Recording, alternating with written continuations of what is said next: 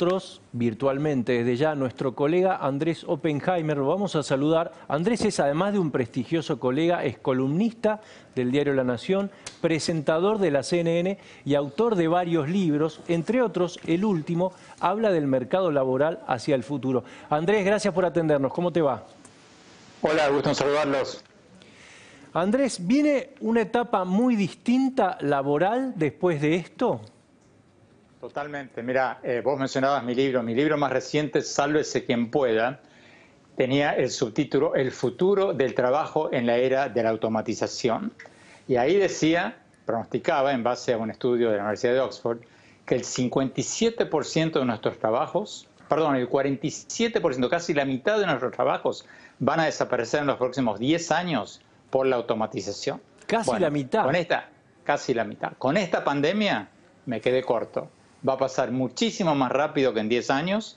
Ya está pasando, te puedo dar 1000 ejemplos. Todo esto está acelerando enormemente las tendencias hacia el teletrabajo, la teleeducación, la telemedicina, el comercio en línea, la telerobótica, que es algo que nadie está hablando, pero que es algo que va a suplantar las fábricas muy pronto. Este shock mundial de esta pandemia, Pancho, aceleró enormemente todo eso. Y lo que yo pronosticaba como una cosa que iba a pasar en los próximos 10 años, va a pasar en los próximos 10 meses. Andrés, ¿vos crees que la clase política, la dirigencia sindical la corren de atrás o están a la altura? No tienen la menor idea. Pero yo no los culpo tanto tampoco, porque si yo estuviera en un gobierno y estuviera lidiando con esta pandemia, el 99.9% de mi capacidad mental estaría enfocada en tratar de salvar vidas y reactivar la economía. Entonces, no es, digamos, fácil culparlos, pero alguien, un sector del gobierno, un sector de la clase política y un sector de la clase empresarial tendría que estar pensando dónde va a quedar la Argentina en este mundo post-pandemia. Porque una de las cosas que yo decía en Sálvese quien pueda y que en el libro y que me impresionó cuando hice esta investigación es que fui vivo en Estados Unidos, pero fui a Silicon Valley, a Nueva York, a Japón, a Israel, a Finlandia, a muchísimos países a entrevistar a los grandes gurúes, digamos, del futuro. Y cuando les preguntaba a quién le va a pegar todo esto, ¿a los países ricos o a los países en desarrollo? Para mi gran sorpresa, a los países que más le va a pegar esta automatización que se viene, no es a los países ricos, es a los países en vías de desarrollo como Argentina. Ah, mirá vos, interesante ese punto. Por una cuestión muy simple. Hoy día los países ricos viven mucho más de los servicios que de las manufacturas y que de las materias primas. ¿Y qué es lo primero y más fácil que hacen los robots? Los robots lo más fácil que hacen son los trabajos repetitivos, manuales, previsibles, como los que se hacen en las fábricas. China se dio cuenta de eso y empezó a robotizar su economía hace 5 años. En América Latina estamos totalmente dormidos y lamentablemente nos van a pasar como aviones porque van a producir productos cada vez más, productos hechos por robots que van a ser muchísimo más baratos, de muchísima mejor calidad. Y si seguimos apostando en América Latina por las materias primas y por las manufacturas básicas, vamos derecho a una pobreza aún mayor de la que tenemos. O sea que cuando los líderes políticos están preocupados, por ejemplo Trump, porque se vuelva a fabricar en Detroit o Pittsburgh, en realidad eso no tiene ningún sentido. Es un disparate absoluto, como lo es cuando Trump culpa a los mexicanos de quitarle puestos a los estadounidenses. Un disparate total. Lo que le está quitando puestos a los estadounidenses es la automatización de trabajo, los robots, las computadoras inteligentes, cosa que es inevitable y que yo, digamos, acompaño. Pero Trump obviamente es un hombre del pasado, está mirando las cosas con una visión de hace 30, 40 años, y lo que no se da cuenta es que los robots hoy día y las computadoras inteligentes son cada vez más baratas, y eso hace que el trabajo manual, el trabajo humano, sea cada vez más reemplazado por computadoras y por robots. Y eso es imparable. Andrés Paz Rodríguez Niel, ¿cómo estás? Vos Hola. hablabas en una columna que escribiste hace poco en La Nación acerca del problema que sí existe respecto de la desigualdad, ¿no? Porque cuando hablamos de teletrabajo requiere conectividad y en un país como la Argentina, donde hay tanta diferencia de conectividad entre los que acceden y los que no, ¿cómo podría impactar esto?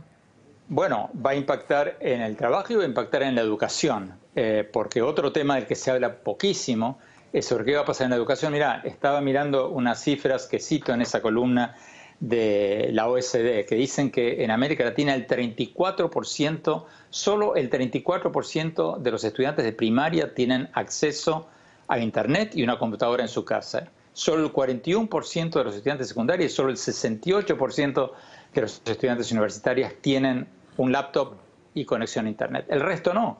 Entonces, esto te va a dividir el mundo de entrada entre los conectados y los desconectados.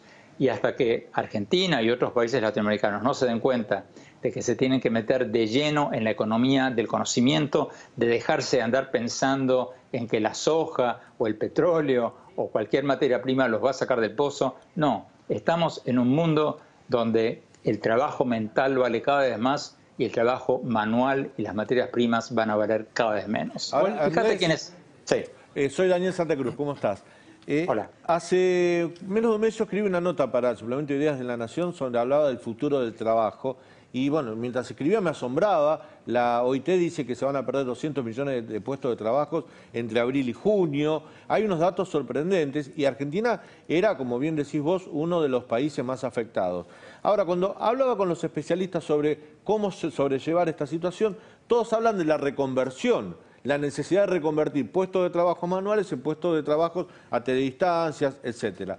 Ahora, ahí está el núcleo o la gravedad del problema. ¿Cuánto tiempo le puede llevar a la Argentina esa reconversión? Porque me parece eso hablar de una crisis prolongada o no.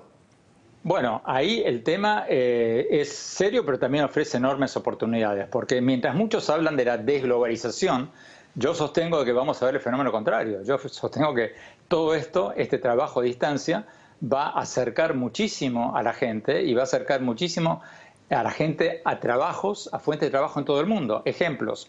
En el libro doy casos de plataformas de Internet como Upwork, freelance.com, varias otras, donde si vos sos un contador en la Argentina, te ofreces tu trabajo y te comparan con lo que vos requerís de sueldo y tus conocimientos y tu experiencia, te comparan con contadores en 20 países y te contratan por ahí de Sudáfrica o de Tanzania o donde sea.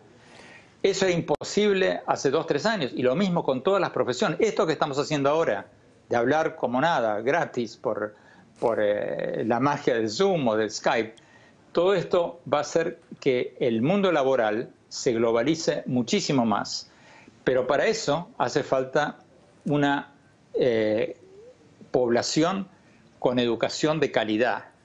No solamente regalarle laptops a los niños, regalarles lo que hoy día hace más falta, que son habilidades blandas, enseñarles a resolver problemas, enseñarles a tener empatía, trabajar en equipo, muchas cosas que son parte de la educación del siglo XXI que lamentablemente los sindicatos de maestros argentinos no permiten que se haga o lo hacen arrastrando las patas, pero que hay que hacer, porque repito, estamos en un mundo de la economía del conocimiento. ¿Y cómo imaginás ese tránsito para los países subdesarrollados, como la Argentina, y subconectados hacia ese futuro que vos hablás? Bueno, hay que ponerse las pilas, hay que insertar este tema en la agenda política. Yo entiendo, como decía antes, que en este momento las prioridades sean otras, pero hay que insertar este tema como número 2 o 3 en la agenda política. ¿Dónde va a quedar parado un país como la Argentina en un mundo en que no solo las materias primas van a valer cada vez menos, como lo están valiendo, sino que los robots van a reemplazar cada vez más los trabajos en las fábricas? Y ahora se viene esta nueva revolución de la que nadie está hablando, que es la telerobótica. Vos, desde tu computadora, vas a poder fabricar tu par de zapatos con un robot en China o en Japón o donde sea. Y ese robot te lo va a fabricar y te lo va a mandar y lo vas a recibir y te lo vas a fabricar vos desde tu laptop. Todos estos cambios se vienen rapidísimo y los países que no estén poniendo esto como una prioridad absoluta de su agenda política se van a quedar cada vez más atrás. Andrés, y vos me dirás, sí. Sí. No, vos me dirás que en Argentina los sindicatos no van a permitir todo eso. Olvídate. Esto es como si los sindicatos se opusieran al email. Pueden patalear durante 6 meses, pueden patalear durante 8 meses, pero están nadando en contra de la corriente. Es imposible. Imagínate que la gente deje de usar email para salvar empleos. Está claro. Ya que hablamos de la Argentina, tenemos un nivel bajo de contagios hasta ahora de COVID. ¿Somos un modelo de alguna manera o no? Yo no creo que sean un modelo, pero mira, yo soy un crítico del gobierno populista argentino. Creo que no dan pie con bola para muchísimas cosas, pero en esta no los critico tanto, porque número uno, es muy difícil, nadie tiene la respuesta todavía. Número dos, yo respeto la actitud de los presidentes que lideran con el ejemplo. Y el presidente Alberto Fernández, con todas las fallas que yo le encuentro y con todas las críticas que le hago, usa el tapaboca, por ejemplo, cosa que no hace el presidente Trump, cosa que no hace el presidente Bolsonaro, cosa que no hace el presidente López Obrador de México. Y los países que mejor están lidiando con esta situación son los países en que la población usó tapabocas. Una de las poquísimas cosas que sabemos de este virus es que se puede reducir el riesgo si la gente usa máscaras faciales.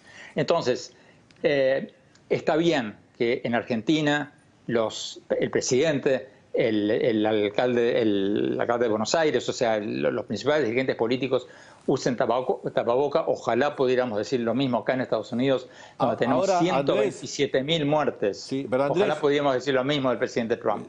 Vos diste 3 ejemplos: Bolsonaro, López Obrador y Trump. Los 3 tenían una estrategia distinta a la de Argentina y otros países. Apostaron a desarrollar la economía, cuidar la población de riesgo y no tener los resguardos que nosotros tuvimos desde un principio. Quizás por eso la simbología de no usar un tapaboca. López Obrador le pedía a la gente hace 2 meses que vas a comer a los restaurantes, que gasten. Exactamente. Pero ahí estuviste un poco generoso con los 3, porque no necesariamente en Estados Unidos, por lo menos el presidente Trump trató de resguardar a la población en riesgo, para nada. Al contrario, desde el primer día minimizó esta crisis, desde el primer día minimizó los riesgos, desde el primer día ninguneó al doctor Anthony Fauci, que es el líder de la comunidad científica en Estados Unidos, que decía, señores, tienen que usar tapabocas. Aquí la minimización de todo este problema por el presidente Trump ha sido escandalosa y está causando una secuela impresionante. Andrés, ¿esperabas que volviera Cristina Kirchner? Bueno, las encuestas lo decían, ¿no? Por eso vino la fuga de capitales de Argentina, apenas se ganó las PASO Alberto Fernández, por eso el dólar se disparó apenas 6 meses antes de que tomara de posesión el nuevo gobierno. ¿Y a qué lo atribuís? Era una crónica. ¿A qué lo atribuyo? Porque la gente creyó un mensaje de que antes estábamos mejor y por supuesto de que cuando la soja estaba en su pico y cuando las materias primas estaban en su pico, por supuesto que el país estaba mejor, no es ninguna ciencia. Lamentablemente robaron, vilipendiaron todo ese dinero y dejaron nada, no dejaron educación, no dejaron prácticamente nada. Ahora, en casos cuando la economía se cae, como se cayó en los últimos años de Macri, la oposición siempre lleva las de ganar, se dicen, conmigo estábamos mejor. Claro, lo que no decían es que conmigo era otra circunstancia mundial, los vientos mundiales favorecían a la Argentina, no es el caso, no ha sido el caso en los últimos años, ni va a ser el caso en los próximos años. Andrés, hace muy poco tiempo la Argentina, bueno, igual que México, se abstuvo en la OEA de condenar a Venezuela. ¿Cómo lo lees esto? La Argentina lo presenta como una posición moderada. Lamentable, lamentable, sobre todo para gente que se autoproclama progresista. ¿Qué tiene de progresista apoyar a la dictadura más sangrienta de la historia latinoamericana, quizás únicamente comparable con la Argentina? ¿Qué tiene de progresista estar tácitamente avalando un fraude electoral en diciembre que va a cerrar los últimos espacios a la oposición organizada? ¿Qué tiene de progresista todo eso? Yo diría que es terriblemente retrógrado, contrario a los derechos humanos, contrario a los derechos fundamentales, lamentable. Ahora, el presidente dijo días atrás que él extrañaba a Chávez, a Lula, decía extrañaba a Mujica, que él no tenía dónde respaldarse, que solo le quedaba López Obrador. Digo, la idea de que vuelva un eje populista, como fue el famoso eje chavista, que estuvo 10 años, digamos, hegemonizando la política latinoamericana, ¿está latente? ¿Puede volver a darse? Yo no creo, porque los populismos suben cuando suben las materias primas. El populismo sube cuando hay dinero para regalar. Entonces suben los populistas, regalan, y quedan en el poder hasta que se caen las materias primas, en el caso de Argentina o en el caso de Venezuela, como pasó con Chávez, y después se convierten en dictaduras muchas veces porque no tienen otra, no pueden ganar una elección. Ahora, yo no escuché esa declaración del presidente Fernández. Si realmente dijo que extraña a Chávez, bueno, él lo extrañará, pero los pobres venezolanos te aseguro que no lo extrañan para nada. No, dijo que extrañaba que se sentía solo en este contexto latinoamericano. No lo nombró, pero se refería a Bolsonaro, a Piñera, a la calle Pou, que se sentía solo. Pero fíjate, fíjate, en Venezuela, el país con las mayores reservas de petróleo del mundo, el país más rico de América Latina en muchos sentidos, hoy día importa gasolina, 5 millones y pico de refugiados. Sí. Según las Naciones Unidas, 7.000 muertos, ejecuciones extrajudiciales tan solo entre principios del 2018 y mediados del 2019. Esto no viene de Estados Unidos, esto no viene de ningún foro neoliberal. Esto viene de Michelle Bachelet, la alta comisionada de las Naciones Unidas para Derechos Humanos, del Partido Socialista, una mujer que nadie la puede acusar de ser de derecha.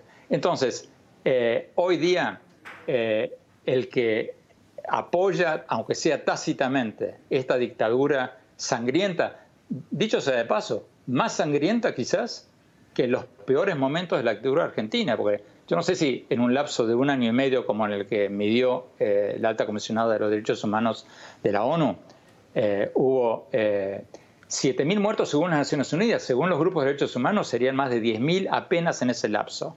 Ejecuciones extrajudiciales. ¿Qué tiene de progresista apoyar eso? Por favor. Y Andrés, vos planteabas también hace unos días el tema de la posición de Trump en este momento, ¿no? Digo, ¿qué pasa con Estados Unidos? Porque tampoco tiene un apoyo decisivo claro a Guaidó. De Trump en este momento, ¿no? Digo, ¿qué pasa con Estados Unidos? Porque tampoco tiene un apoyo decisivo claro a Guaidó, ¿no?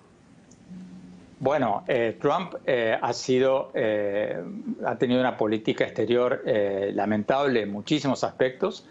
En el lado de Venezuela parecía al principio que estaba del lado correcto, pero ha sido una política errática, ha sido una política que, como hoy sabemos por su ex asesor de seguridad, John Bolton, que acaba de escribir un libro. Por cierto, lo voy a tener muy pronto a Bolton en mi programa de CNN los domingos a la noche. Y él, que era su mano derecha, estaba al lado de él hasta hace muy poco tiempo, hasta el año pasado. Bolton ahora en su libro dice que Trump, su política hacia Venezuela era errática, cambiaba de opinión todos los días, no ayudaba a solucionar los problemas burocráticos dentro del gobierno para ayudar a Guaidó, y que en petit comité, en las reuniones privadas, hablaba en momentos bastante despectivamente de Juan Guaidó, que para mí es un muchacho que tiene mucho mérito. No es fácil estar ahí en Venezuela con todos los medios en contra, sin libertades, con todo tipo de presiones, y hacer lo que hizo este joven. Andrés, ¿ves a China pagando costos después del COVID? Sí y no. Mira, hay muchas especulaciones de que China va a ser la primera potencia mundial después de todo esto. Yo no creo. Yo no creo porque yo no conozco a nadie que esté comprando yuans o renminbis, la moneda china. La gente está saliendo a comprar dólares. Y mientras Estados Unidos, si Trump no termina de destruir el tejido democrático de Estados Unidos creo va a seguir siendo, teniendo la moneda de referencia del mundo, y eso le va a permitir seguir siendo la primera economía del mundo. Yo creo que va a haber investigaciones sobre dónde empezó el COVID. Yo, hasta que no vea una fuente científica creíble decir que esto fue creado a propósito, no lo creo. Yo creo sinceramente que esto salió del mercado de Wuhan, de un murciélago. No creo que los chinos se van a disparar en el pie y hacer el daño que se han hecho inventando este propio virus. Pero sí creo que al ser una dictadura, al no tener libertad de prensa, lo taparon durante varias semanas, si no meses, que fueron cruciales para no dejar al mundo prepararse. Eso no podría pasar en Argentina. Si en Argentina pasara eso, un médico llamaría a la radio, otro jefe de hospital, a La Nación Más, se sabría. En China se tapó porque es una dictadura. Por eso una de las principales soluciones, uno de los principales remedios para evitar este tipo de pandemias en el futuro es la libertad de prensa, la libertad de expresión. Gracias, Andrés. Interesantísimo como siempre. Te mandamos un abrazo. Gracias, un abrazo a todos. Paz Rodríguez Nil, Sí. los dos jueces que dividen al kirchnerismo, ¿dos son o más? Bueno, vamos a hablar hoy de dos jueces. Bueno, vamos a hablar. Seguramente hay muchos más.